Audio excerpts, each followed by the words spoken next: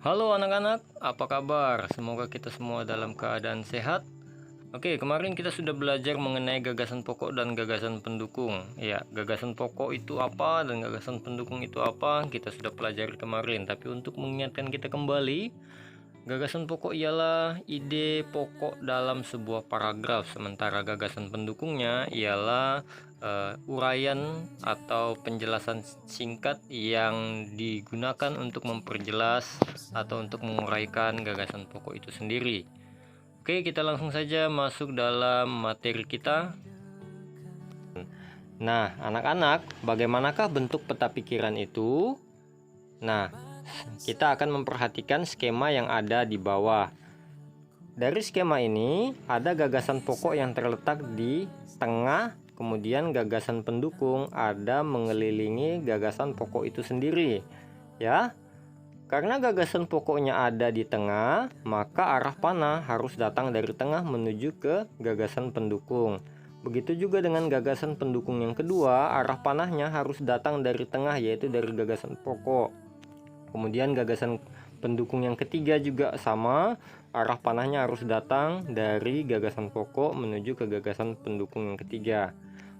Nah, mungkin ada yang bertanya, Pak Guru, bagaimana kalau seandainya arah panahnya itu datangnya dari gagasan pendukung yang pertama menuju ke gagasan pendukung yang ketiga? Bolehkah itu, Pak Guru? Jawabannya adalah tidak boleh. Kenapa? Karena gagasan pendukung ini ada bukan untuk menguraikan gagasan pendukung yang lain, melainkan dia ada untuk menguraikan atau untuk menjelaskan gagasan pokok. Karena dia bertujuan untuk menjelaskan gagasan pokok, maka arah panahnya itu harus datang dari gagasan pokok ya, jangan salah ya. Arah panahnya harus datang dari gagasan pokok menuju ke gagasan pendukung.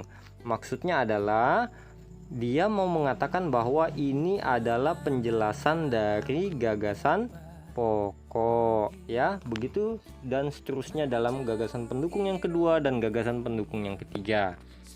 Nah, untuk lebih jelasnya lagi kita mau belajar bagaimana membuatnya. Nah, ada pertanyaan nih, bagaimanakah memasukkan gagasan pokok dan gagasan pendukung ke dalam peta pikiran? Berikut kita akan temukan contoh ya, kita akan dikasihkan contoh tentang bacaan Reok Ponorogo. Ini bacaan yang ada di dalam buku kita, dalam buku pena. Pak Guru masukkan lagi untuk kita pelajari bersama. Nah, Pak Guru baca, Reok Ponorogo merupakan kebudayaan yang berasal dari Jawa Timur. Pertunjukan reok ditampilkan dalam bentuk topeng berbentuk kepala singa yang dikenal sebagai singa barong. Reok Ponorogo menceritakan tentang Raja Ponorogo yang berniat melamar Putri Kediri. Nah, perhatikan, di sini terdapat satu paragraf ya, anak-anak ya. Di dalam paragraf ini terdapat beberapa kalimat. Mari kita lihat kalimat yang pertama ada Reok Ponorogo merupakan kebudayaan yang berasal dari Jawa Timur. Titik. Itu kalimat pertama. Kalimat yang kedua, pertunjukan reok ditampilkan dalam bentuk topeng berbentuk kepala singa yang dikenal sebagai singa barong. Itu kalimat yang kedua. Nah, kalimat yang ketiga, Reok Ponorogo menceritakan tentang Raja Ponorogo yang berniat melamar Putri Kediri. Titik. Habis sampai di sini, berarti kita dapat menghitung tadi bahwa dalam kalimat yang ada di dalam paragraf, jumlah kalimatnya ada 3 kalimat. Karena ada jumlah 3 kalimat yang ada di dalam paragraf ini, maka satu akan menjadi gagasan pokok dan yang dua lagi akan menjadi gagasan pendukung. Mari kita bahas satu persatu ya anak-anak ya. Ya, gagasan pokoknya. Gagasan pokoknya itu terdapat dalam kalimat yang pertama, yaitu Reok Ponorogo merupakan kebudayaan yang berasal dari Jawa Timur. Sementara kalimat kedua dan yang ketiga itu akan masuk dalam gagasan pendukung. Nah, gagasan pendukung yang pertama ada di kalimat yang kedua, yaitu pertunjukan Ryok ditampilkan dalam bentuk topeng berbentuk kepala singa yang dikenal sebagai singa barong. Nah, kemudian masuk dalam gagasan pendukung yang kedua, itu terdapat dalam kalimat yang terakhir atau kalimat yang ketiga. Ryok Ponorogo menceritakan tentang Raja Ponorogo yang berniat melamar Putri Kediri. Nah, ketika kita sudah membuat yang kayak begini, nah, akan sangat memudahkan kita untuk memasukkannya ke dalam bentuk peta pikiran seperti yang ada di awal tadi. Nah, mari kita bahas.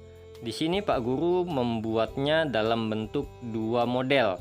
Model yang pertama adalah ya ini tadi ya, gagasan pendukungnya, gagasan pokoknya maksud Pak Guru. Gagasan pokoknya tadi kita tinggal masukkan ke dalam tabel.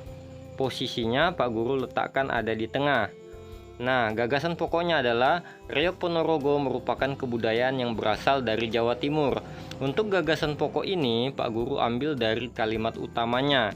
Pak Guru hanya mencatat ulang kemudian menempelkannya di dalam kotak gagasan pokok. Kemudian masuk di gagasan pendukung yang pertama yang sudah kita tulis tadi, itu tinggal kita pindahkan masuk ke dalam kotak untuk gagasan pendukung yang pertama, yaitu pertunjukan Ryok ditampilkan dalam bentuk topeng berbentuk kepala singa yang dikenal sebagai singa barong. Nah, ini adalah kalimat yang kedua dalam bacaan kita tadi, itu menjadi gagasan pendukung yang pertama.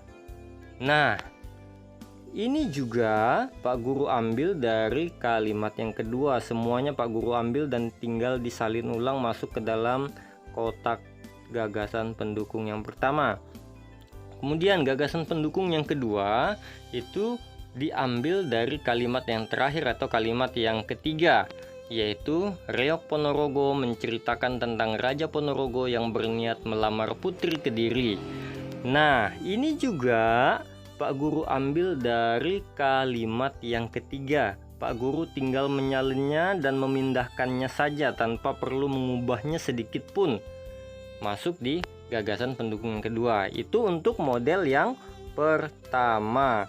Nah, model yang kedua yang Pak Guru mau tampilkan di sini agak sedikit berbeda tapi intinya sama. Nah, ya, ini model yang kedua.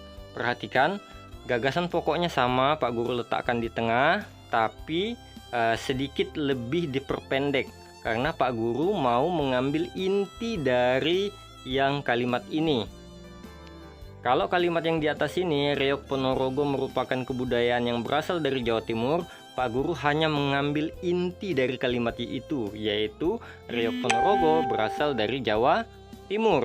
Nah, kemudian masuk di gagasan pendukung yang pertama.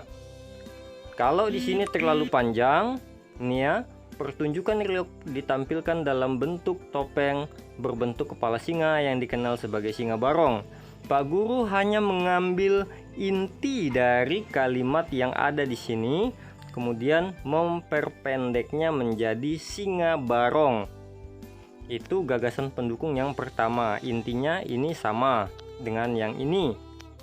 Selanjutnya masuk di gagasan pendukung yang kedua, yaitu Ryok Ponorogo menceritakan tentang Raja Ponorogo yang berniat melamar putri. Pak Guru juga membuatnya menjadi lebih pendek dengan cara mengambil inti dari gagasan pendukung ini. Intinya sama, yaitu isi cerita Ryok Ponorogo, karena intinya dari sini ialah menceritakan tentang Raja Ponorogo yang berniat melamar Putri Kediri. Pak Guru memperpendeknya, mengambil inti dari kalimat itu tentang cerita Ryok Ponorogo. Nah, itulah model yang pertama ya, sama model yang kedua. Kalian bisa menggunakan model yang pertama untuk tahap awal. Kalian juga kalau seandainya sudah agak sedikit mampu, kalian sudah boleh menggunakan model yang kedua. Itu justru lebih baik lagi, karena dengan demikian kalian sudah belajar untuk mengembangkan nalar kalian dalam berpikir kritis, dan juga kalian juga bisa menghemat tempat dalam penulisan.